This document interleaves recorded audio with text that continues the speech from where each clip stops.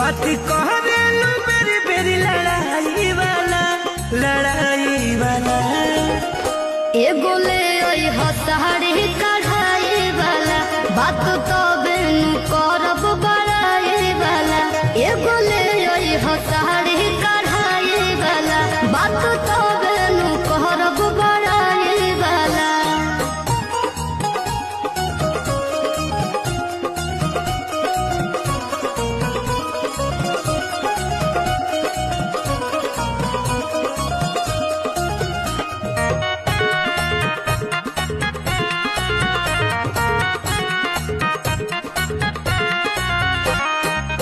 अब ले नारानी सुनो होनव बनवलू झूठा के धनी तू जीते हमसे कहिलू हनु ई ठीक ना लागेला रे बात तने सुनबा। अरे राजा डहका दिहला अपना में हरी के तुरवा दिहला बाग बाग सब बुझता